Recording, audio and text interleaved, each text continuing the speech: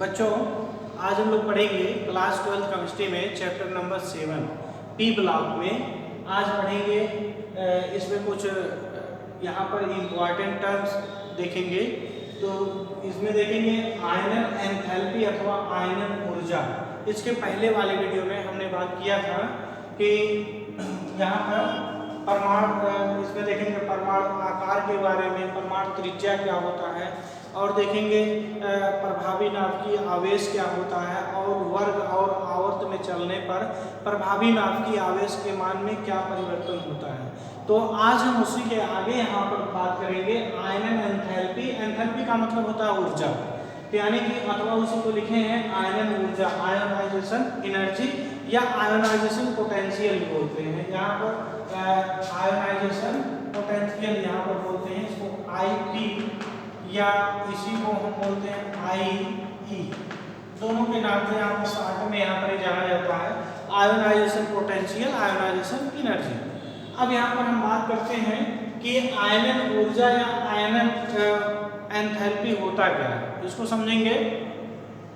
यहाँ पर देखेंगे किसी विलगित परमाणु के बाह्यतम कोश में, बाह्यतम कोश से एक इलेक्ट्रॉन या एक से अधिक इलेक्ट्रॉन निकालने में मुक्त हुई ऊर्जा को क्या कहते हैं, यहाँ पर आयनन ऊर्जा कहते हैं। यानी कि यहाँ पर उसी को हम यहाँ पर नोट कर दे रहे हैं। यहाँ पर ये क्या हो जाएगा, किसी विलगित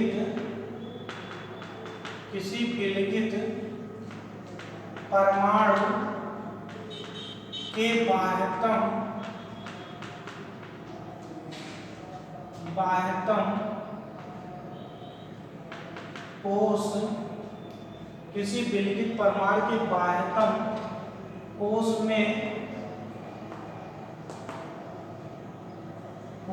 से इलेक्ट्रॉन को निकालने में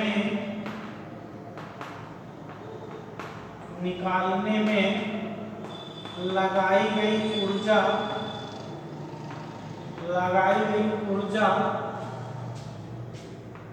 को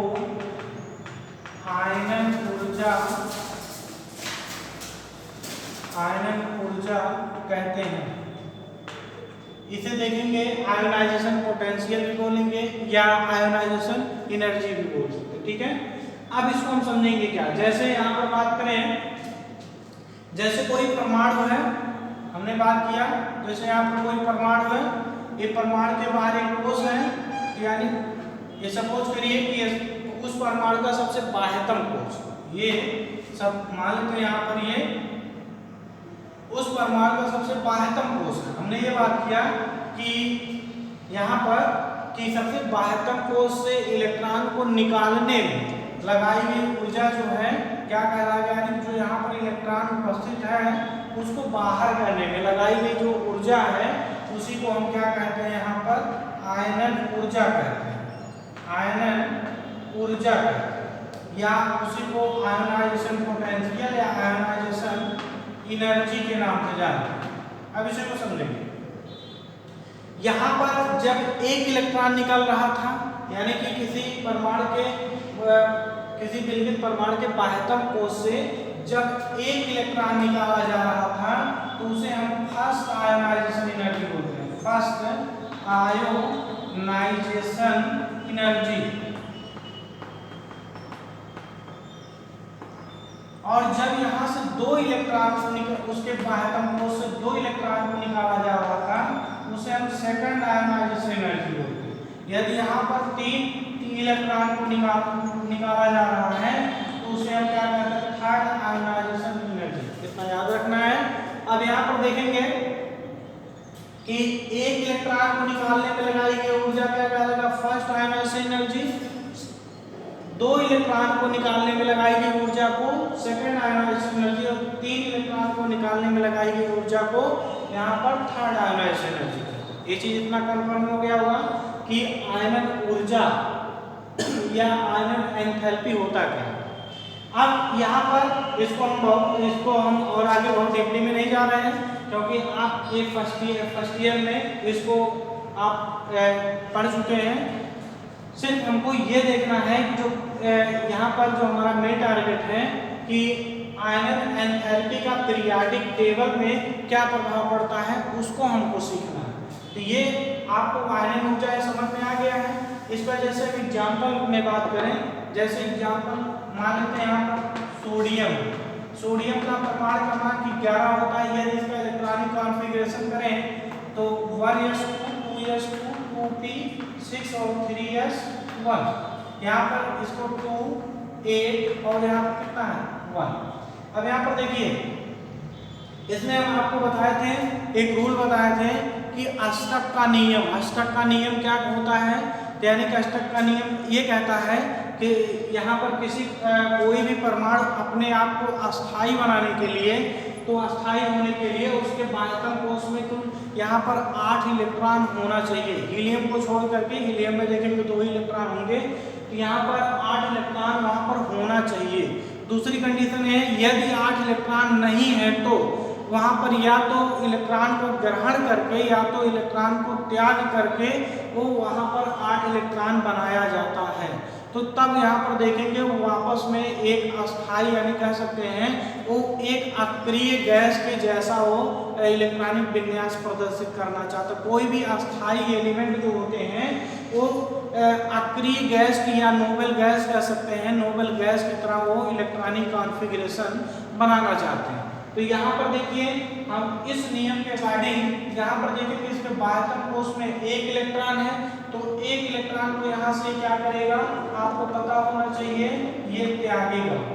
1 इलेक्ट्रॉन क्यों त्यागेगा ये भी हम बताएं, वो अपने आप को अस्थायी बनाने के लिए, यानी कि 1 इलेक्ट्रॉन को यहाँ से त्याग करके फिर इसका यहाँ पर ये यहाँ से निकल जाएगा, यानी कि इसका इलेक्ट्रॉनिक कॉन्फ़िगरेशन क्या हो जाएगा 2 8। यानी कि जो इसका स्ट्रक्चर बनाया जाए तो कुछ इस टाइप से बनेंगे। हमारा परमाणु है तो ये इसमें कुल 3 कोश है।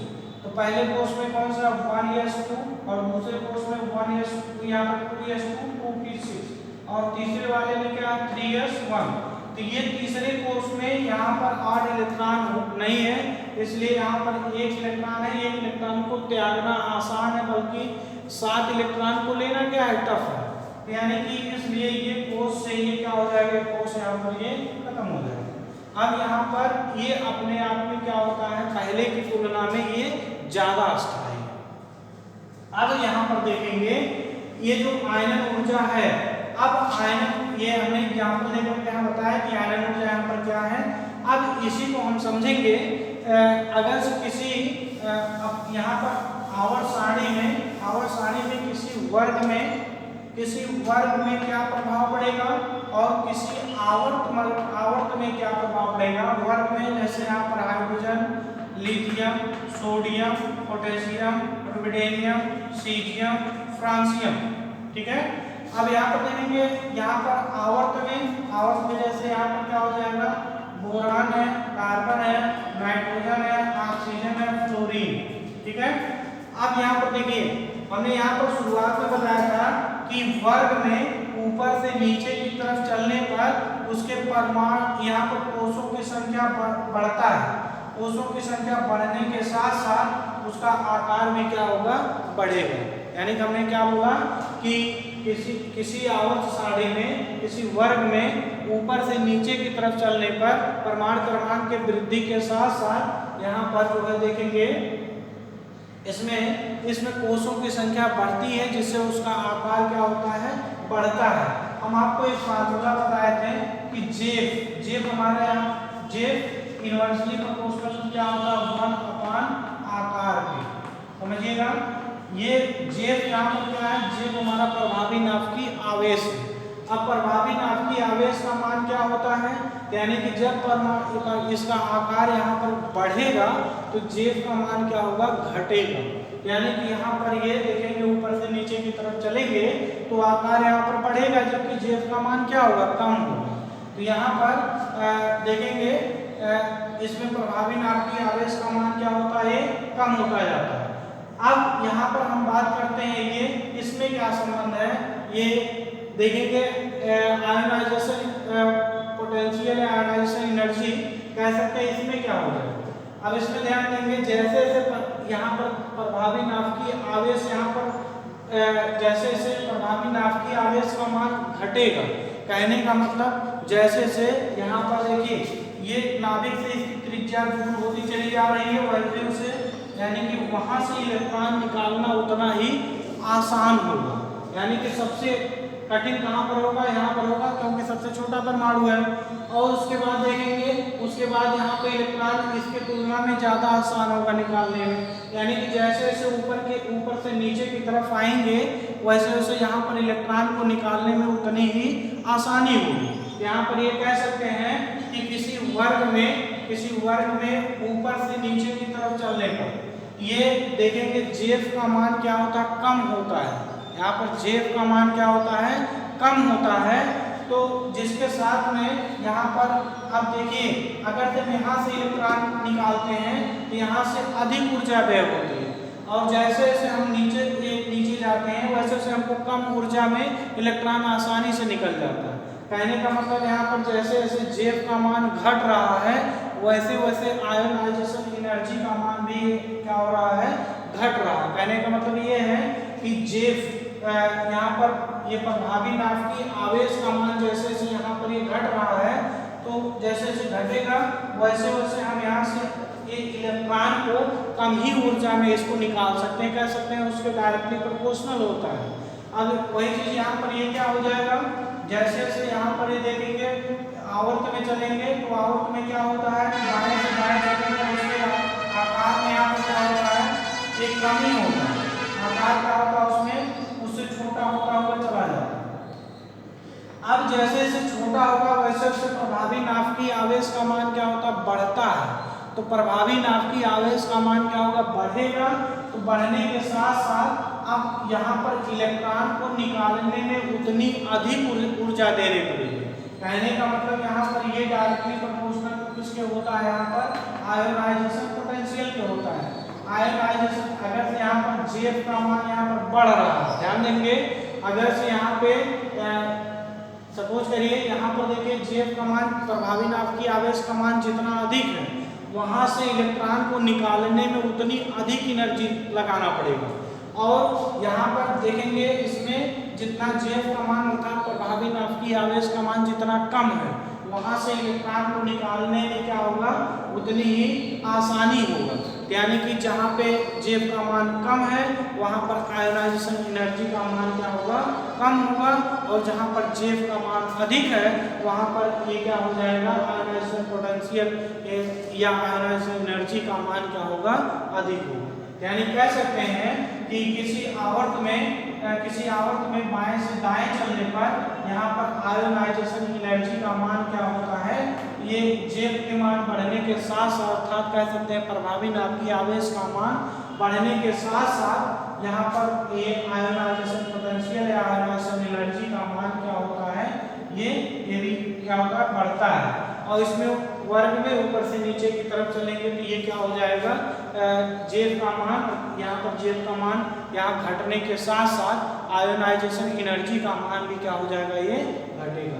ये चीज यहाँ पर इसको ये चीज यहाँ पर नोट करेंगे क्या होता है। अब आगे हम इसी के इतना ही आप अगर समझ चुके हैं इसका आप नोट्स बना सकते हैं। इसके आगे हम बात करते हैं नेक्स्ट टॉपिक की कि इलेक्ट्रॉन लब्धि ऊर्जा। अगला टॉपिक है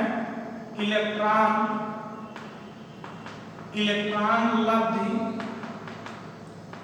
ऊर्जा, या इसी को दूसरे नाम से भी जाना जाता है कि इलेक्ट्रॉन बंधुता के नाम से जाता है, या इलेक्ट्रॉन बंधुता के नाम से जाना जाता है। इलेक्ट्रॉन बंधुता या electron affinity, electron affinity, electron affinity के नाम से जाना जाता है।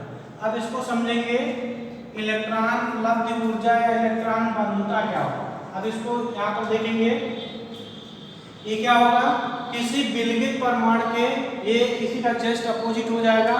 इसमें इलेक्ट्रॉन को क्या किया जा रहा था, त्यागा जा रहा था, और इसमें क्या होगा, इलेक्ट्रॉन को ग्रहण किया जाएगा। अब यहाँ पर इसी का जस्ट होगा, यानी कि किसी विलगित परमाणु के बाह्यतम कोश में इलेक्ट्रॉन को यहाँ पर निकालने हैं, उसको क्या हो जाएगा, ग्रहण करने में निर्मुक्त हुई ऊर्जा को क्या कहलाएंगे, यहाँ पर इलेक्ट्रॉन बंधुता या इलेक्ट्रॉन उपलब्ध ऊर्जा कहलाएंगे। उसी को यहाँ पर हम लिख दे रहे हैं, किसी विलगित परमाणु के बाह्यतम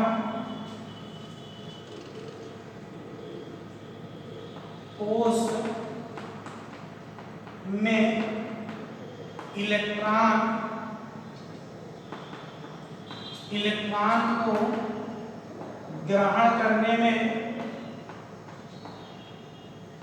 ग्रहण करने में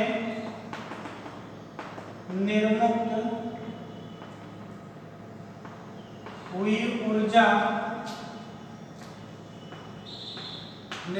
हुई ऊर्जा इलेक्ट्रॉन लब्ध ऊर्जा या उसी को इलेक्ट्रॉन बंधुता कहते हैं। ठीक है, अब यहाँ पर बात समझेंगे। यहाँ पर क्या है, इलेक्ट्रॉन को ये त्याग रहा है, यानी कि यहाँ पर जैसे कोई भी परमाणु है तो परमाणु के सबसे बाह्यतम कोश में जो इलेक्ट्रॉन उपस्थित है, अब उस इलेक्ट्रॉन को ये बाहर कर रहा है।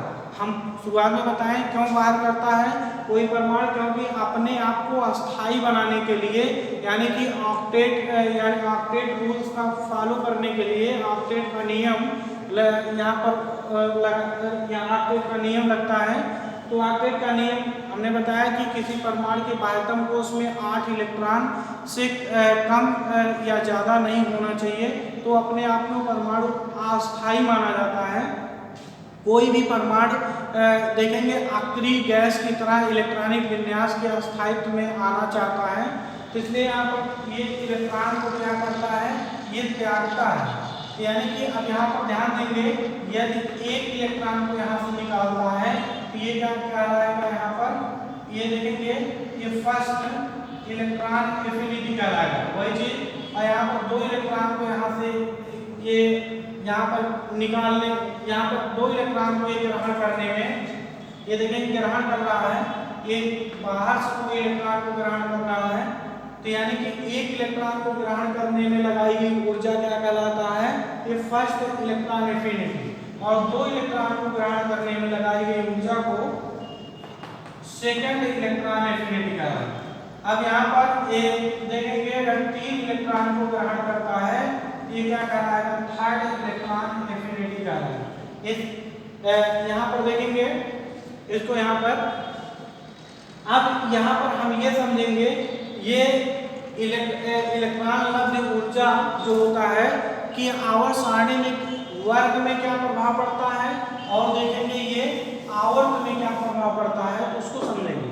अब यहाँ पर देखेंगे ये वर्ग में क्या प्रभाव पड़ेगा, यहाँ पर वर्ग को लिख लेते हैं, hydrogen, lithium, sodium, potassium, rubidium, caesium, francium. अब यहाँ पर आवर्त में क्या हो जाएगा, boron, carbon, nitrogen, oxygen, fluorine. यहाँ पर देखेंगे ये सभी वर्गों और सभी आवर्तों के लिए लागू होता है। यहाँ पर ये देखेंगे यहाँ पर ये ऊपर से नीचे की तरफ जाएंगे तो यहाँ पर इसका आकार क्या होता है, बढ़ता है। क्यों बढ़ता है, क्योंकि कोषों की संख्या बढ़ती है। और जबकि इसमें देखेंगे इसमें क्या होता है, कोषों की संख्या नहीं बढ़ता है, जबकि इसमें प्रोटॉनों की संख्या भी बढ़ती है। प्रोटॉनों की संख्या बढ़ती है लेकिन आकार यहाँ पर क्या है, आकार हमारा सेम है, क्योंकि कोषों की संख्या निश्चित है। अब यहाँ पर देखेंगे, इसको समझेंगे, यहाँ पर जैसे जैसे यहाँ पर ऊपर से नीचे की तरफ जाते हैं वैसे वैसे जेफ का मान क्या होता है, कम होता है। यहाँ पर फ्रेंड्स वही लिख दे रहे हैं, जेफ इनवर्सली प्रोपोर्शनल टू क्या होता है, परमाणु आकार के। यानी कि यहाँ पर ये देखेंगे जैसे जैसे आकार यहाँ पर क्या हो रहा है बढ़ रहा है, वैसे वैसे जेफ का मान क्या है कम हो रहा है।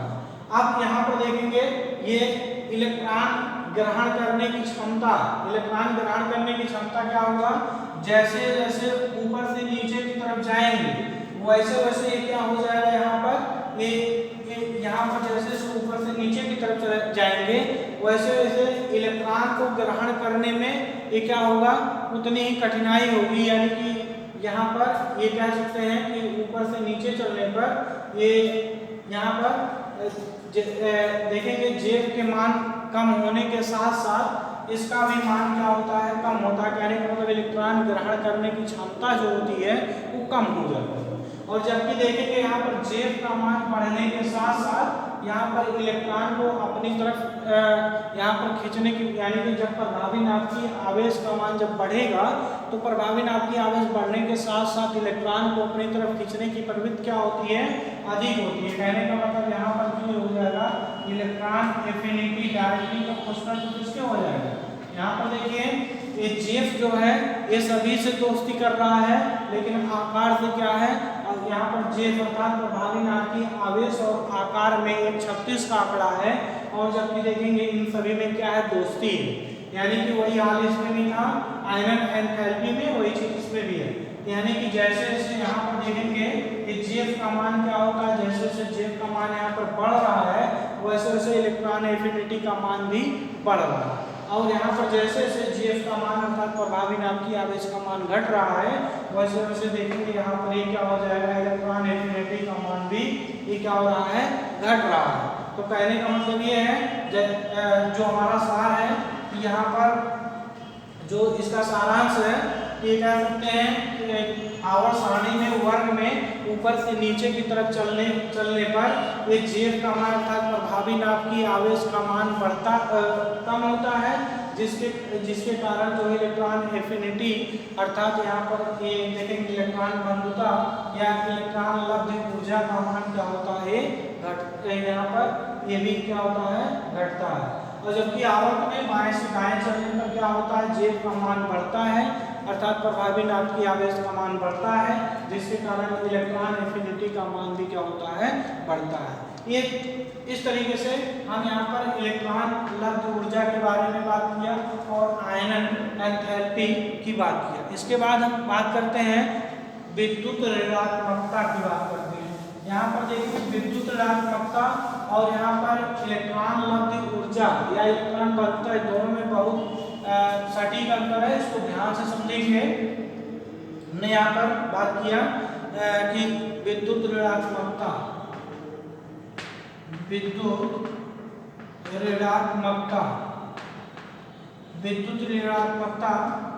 या इलेक्ट्रोनिगेटिविटी,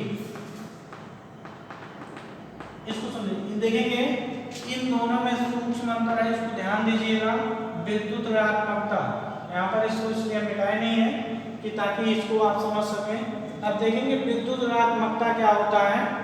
विद्युत ऋणात्मकता उसको समझेंगे जब कोई दो परमाणु सहसंयोजी बंध द्वारा बनते। सहसंयोजी बंध का मतलब जब दोनों परमाणु साझे द्वारा कोई इलेक्ट्रॉन का इलेक्ट्रॉन का साझे द्वारा बंध बनाते हैं, उसको सहसंयोजी बंध कहते हैं।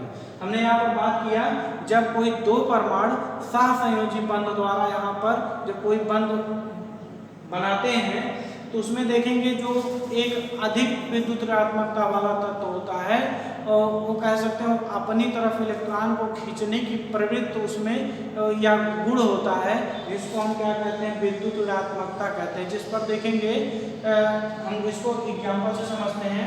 ध्यान दीजिए, जैसे यहाँ पर ये क्या है, ये हाइड्रोजन है और हाइड्रोजन जो है सपोज करिए यहाँ पर क्लोरीन से जुड़ा है। जैसे HCl है, HCl को यहाँ पर ये देखेंगे HCl जो क्या होता है, इस सहसंयोजी बंधों द्वारा जुड़ा होता है। कहने का मतलब ये है हमने इसे क्लोरीन का यहाँ पर क्लोरीन के सबसे बाह्यतम कोश। अब ये आप समझ चुके हैं कि यहाँ पर ये क्या होता है, ये देखेंगे ये यहाँ पर क्लोरीन के बाह्यतम कोश में यहाँ पर कितना इलेक्ट्रॉन है यहाँ पर? कुल 7 इलेक्ट्रॉन है। यहाँ पर ये 7, 1 2 2 4 2 6 और 1 इलेक्ट्रॉन ये साझेदारी द्वारा यहाँ पर बनाया हुआ है और 1 इलेक्ट्रॉन यहाँ पर ये हाइड्रोजन वाला है। अब ये दोनों आपस में साझेदारी जब करते हैं तो ये इलेक्ट्रॉन बीचों बीच यहाँ पर रखा जाता है, ठीक है। ये जो बॉन्ड बनाते हैं यानी क्लोरीन, यहाँ पर ये बॉन्ड ये प्रदर्शित कर रहा है क्लोरीन जो है 1 इलेक्ट्रॉन इसको अगर से मिल जाता है तो यानी कि ये तरह देखेंगे और इसकी ये देखेंगे, इसकी सही ये देखेंगे आपस में इसकी वैलेंसी जो होती है पूरा हो जाती है। अब यहाँ पर बात ये करते हैं, इसको समझिएगा जो हमारा यहाँ पर मेन उद्देश्य है। अब यहाँ पर देखिए जो हाइड्रोजन है, हाइड्रोजन देखेंगे पीरियोडिक टेबल के सबसे किनारे यहाँ पर बाईं तरफ रखा गया है। तो हाइड्रोजन, अब यहाँ पर हाइड्रोजन में देखेंगे प्रोटॉनों की संख्या कितना होता है? 1 होता है। इसका अगर मैं आकार बनाए, हाइड्रोजन है, इसका देखेंगे ये इसमें 1 इलेक्ट्रॉन यहाँ पर है, यानी कि इसमें 1 इलेक्ट्रॉन है। अब क्लोरीन का यदि हम बनाए, क्लोरीन का देखेंगे बनाएंगे यहाँ पर, इसमें कुल कितने इलेक्ट्रॉन होंगे? ये 7 इलेक्ट्रॉन होंगे। जो बाहर का इलेक्ट्रॉन है इसमें यानी कि 1 2 यहाँ पर 3 4 5 6 और यहाँ पर क्या हो जाएगा 7। और बाकी देखेंगे यहाँ पर जो पहला कोष है इसमें 2 इलेक्ट्रॉन और यहाँ पर 2 इलेक्ट्रॉन और इसमें 8 इलेक्ट्रॉन, 1 2 3 4 5 6 7 8। इसलिए इतना समझ में आ गया होगा कि क्लोरीन क्या है। क्लोरीन के सबसे बाह्यतम कोष में कुल कितने इलेक्ट्रॉन है? 7 इलेक्ट्रॉन है और इसके बाह्यतम कोष में कुल कितने इलेक्ट्रॉन है? 1 इलेक्ट्रॉन है। अब ये देखेंगे दोनों क्या करेंगे आपस में साझेदारी। हमने क्या बताया? सहसंयोजी बंध। सहसंयोजी बंध क्या होता है? जब दो परमाणुओं के बीच इलेक्ट्रॉनों का साझेदारी द्वारा जो बंध बनता है उसे सहसंयोजी बंध कहते हैं। अब ये एक इलेक्ट्रॉन अपना शेयर करके और इससे जो है क्लोरीन से ये क्या करता है, यहाँ पर 1 इलेक्ट्रॉन ही अपना शेयर करके दोनों आपस में क्या करते हैं? साझेदारी द्वारा बंध बना लेते हैं। यानी कि जो बंध बनाया जाता है यानी कि हम उसको बॉन्ड इस तरीके से दिखाते हैं। ये जो दिखाया गया है ये सबसे बाह्यतम कोष में, जो यहाँ पर इसके बाह्यतम कोष में ये लुईस डॉट सिंबल के रूप में आप लोग पढ़े होंगे। लुईस डॉट सिंबल के रूप में यहाँ पर प्रदर्शित किया जाता है। लुईस डॉट सिंबल के अनुसार यहाँ पर देखेंगे 1 इलेक्ट्रॉन की कमी है, यानी क्यों? क्योंकि देखेंगे ये ऑक्टेट रूल का नियम यहाँ पर पालन करता है। तो 1 इलेक्ट्रॉन यहाँ पर शेयरिंग करके 1 इलेक्ट्रॉन पर ये सहसंयोजी बंध बनाते हैं। अब यहाँ पर ध्यान दीजिए, हाइड्रोजन में प्रोटॉनों की संख्या कितनी है? 1 है। यानी कि हाइड्रोजन में प्रोटॉनों की संख्या 1 है और जबकि क्लोरीन में प्रोटॉनों की संख्या क्या है? उससे अधिक है। यानी कि हम ये पढ़ चुके हैं जैसे जैसे किसी आवर्त में हम बाएं से दाएं की तरफ करते हैं वैसे वैसे प्रभावी नाभिकीय आवेश का मान बढ़ता है। प्रभावी नाभिकीय आवेश का मान बढ़ने का मतलब ये है उसमें प्रोटॉनों की संख्या क्या होती है? बढ़ती है। और उसमें देखेंगे जबकि उसमें कोषों की संख्या नहीं बढ़ती है। और यहाँ पर देखेंगे जबकि वर्ग में चलते हैं ऊपर से नीचे उसमें भी प्रोटॉनों की संख्या बढ़ती है, जबकि देखेंगे उसमें प्रोटॉनों की संख्या बढ़ने के साथ साथ उसमें देखेंगे कोषों की संख्या भी बढ़ती है। तो इसलिए यहाँ पर देखेंगे वर्ग में ऊपर से नीचे की तरफ प्रभावी नाभिकीय आवेश का मान कम होता है, जबकि देखेंगे आवर्त में क्या होता है? प्रभावी नाभिकीय आवेश का मान अधिक होता है। क्यों अधिक होता है? हमने ये भी बताया कि यहाँ पर देखेंगे कि किसी आवर्त में जब बाएं से दाएं चलते हैं तो प्रोटॉनों की संख्या बढ़ने के साथ साथ उसमें कोषों की संख्या निश्चित रहती है। यानी कि उसमें प्रोटॉनों और इलेक्ट्रॉनों की संख्या दोनों बढ़ने के कारण वहाँ पर उसमें आकर्षण बल अधिक होता है, जिसके कारण यहाँ पर ये क्या हो जाएगा? इलेक्ट्रॉन को यानी हम ये भी बताए थे कि जिसमें प्रभावी नाभिकीय आवेश का मान अधिक होता है उसका ये देखेंगे यहाँ पर इलेक्ट्रॉन बनता अर्थात इलेक्ट्रॉन एफिनिटी का मान भी क्या होता है? अधिक होता है। यानी कि इलेक्ट्रॉन एफिनिटी का मतलब है इलेक्ट्रॉन को अपनी तरफ यहाँ पर ग्रहण करने की प्रवृत्ति है ना। अब यहाँ पर देखेंगे ये क्लोरीन में देखेंगे प्रोटॉन अधिक पाए जाते हैं, जिसके कारण से ये इलेक्ट्रॉन अपनी तरफ आकर्षित पूरा नहीं करता है। इतना ध्यान देना, ये पूरा अपनी तरफ आकर्षित नहीं करता है, सिर्फ यहाँ पर जो बीच में है, यानी कि ये चीज हमारा कहाँ पर चला जाता है, ये इलेक्ट्रॉन थोड़ा इधर चला जाता है, यानी कि यहाँ पर ये इलेक्ट्रॉन कुछ यहाँ, यानी कि एक क्लोरीन की तरफ अधिक प्रदर्शित करता है। तो ये देखेंगे, जिसके कारण यहाँ पर ये इस पर ये आंशिक ऋणावेश और इस पर क्या होता है, आंशिक धनावेश आ जाता है। यही कारण है, जैसे देखेंगे H2O में भी आप लोग देखे होंगे, जो H2O में देखेंगे ऑक्सीजन से जो हाइड्रोजन जुड़ा होता है, तो हाइड्रोजन देखेंगे, ये ऑक्सीजन काम क्या करता है, ऑक्सीजन देखेंगे इसमें अपनी तरफ इलेक्ट्रॉन को ये खींचने की प्रवृत्ति इसमें अधिक होता है, क्योंकि इसमें प्रोटॉनों की संख्या क्या अधिक है, जिसमें प्रोटॉनों की संख्या अधिक होती है और उसमें देखेंगे इसके तुलना में इलेक्ट्रॉन को अपनी तरफ आकर्षित करेगा। यहाँ पर ये क्या हो जाएगा, यहाँ पर ये देखेंगे ये अपनी तरफ खींचेगा, ये अपनी तरफ खींचेगा, जिस पर ये आंशिक ऋणावेश और इस पर देखेंगे क्या हो जाएगा, आंशिक धनावेश। तो जो यहाँ पर देखेंगे एक इसको इसके सूत्र में इसको हम डेल्टा कहते हैं, यानी कि यहाँ पर आंशिक को हम यहाँ पर डेल्टा से प्रदर्शित करते हैं। यहाँ पर ये क्या हो जाएगा, आंशिक ऋणावेश, आंशिक धनावेश, आंशिक धनावेश। तो इस प्रकार से यहाँ पर किसी भी विद्युत ऋणात्मकता को हम यहाँ पे प्रदर्शित करते हैं। यदि हमको लिखना हो तो हम कैसे लिखेंगे, यहाँ पर लिख सकते हैं किसी दो परमाणुओं के बीच बने सहसंयोजी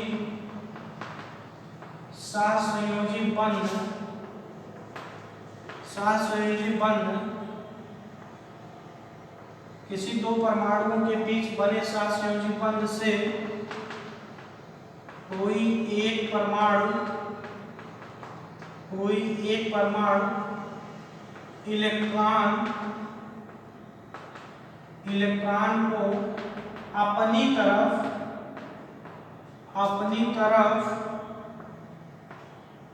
अपनी तरफ खींचने की प्रवृत्ति को विद्युत ऋणात्मकता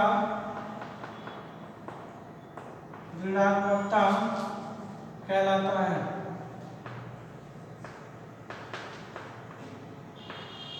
ये चीज यहाँ पर इतना इसको याद रखेंगे, तो उसके बाद जो है नेक्स्ट वीडियो में आपको बताया जाएगा।